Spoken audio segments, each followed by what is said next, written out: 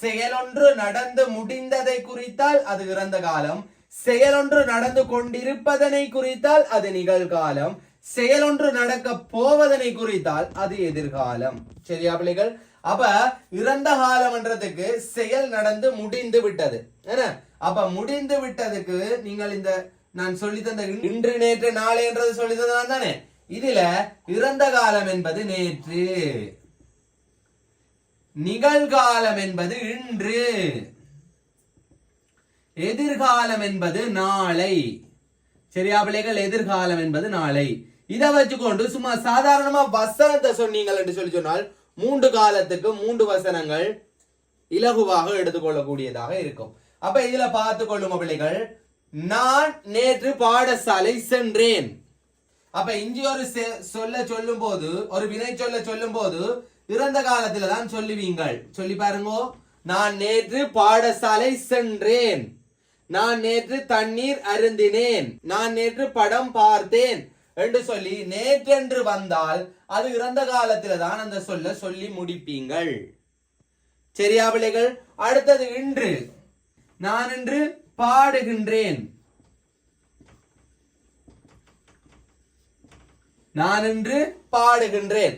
அப்ப இன்றைக்கு நீங்கள் செய்கின்ற செயல், செய்து கொண்டிருக்கின்ற செயல் நிகழ்காலம். சரியா பிள்ளைகள்?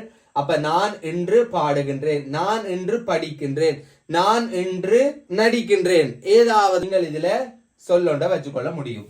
அதே மாதிரி எதிர்காலம். எதிர்காலத்தில பிள்ளைகள் நீங்கள் இன்னும் ஒரு செயல், இப்ப பாடுகின்றேன் என்றா நான் நாளை பாடுவேன், இந்த சொல்லியே பயன்படுத்த முடியும். நான் நாளை பாடுவேன், நான் நாளை ஆடுவேன், நான் நாளை குளிப்பேன், இப்படி என்று சொல்லி நாளைக்கு நடக்க போற செயல்களை சொல்றது எதிர்காலம் என்று சொல்லி. சரியா பிள்ளைகள்? அப்ப இன்றையும் நீங்கள் இந்த சொல்ல பயன்படுத்த போறீங்க என்னென்று பயன்படுத்திக் கொள்வீங்கள்? பாடுகின்றேன் என்பதை பாடினேன் என்று சொல்லி பயன்படுத்துவீங்கள். நான் நேற்று பாடினேன், நான் இன்று பாடுகின்றேன், நான் நாளை பாடுவேன் என்று சொல்லி 3 காலத்திலையும் வசனம் சொல்ல முடியும். அப்ப நினைவில வச்சு கொள்ளுங்க பிள்ளைகள், காலங்கள் 3 வகைப்படும். ஒன்று இறந்த காலம், இன்னொன்று நிகழ்காலம், இன்னொன்று எதிர்காலம். அப்ப நீங்கள் சாதாரணமாக ஒரு பேனையை எடுத்து வச்சிருக்கிறீர்கள். சரியா?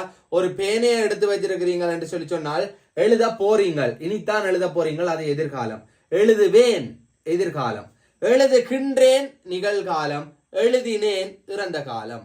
நான் நேற்று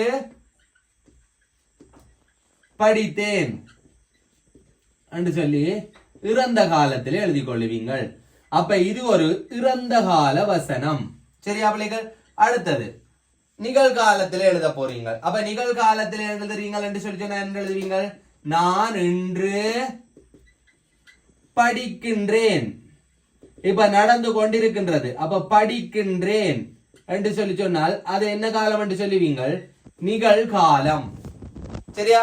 அடுத்தது 3வது, நீங்கள் என்ன செய்ய போகின்றீர்கள்?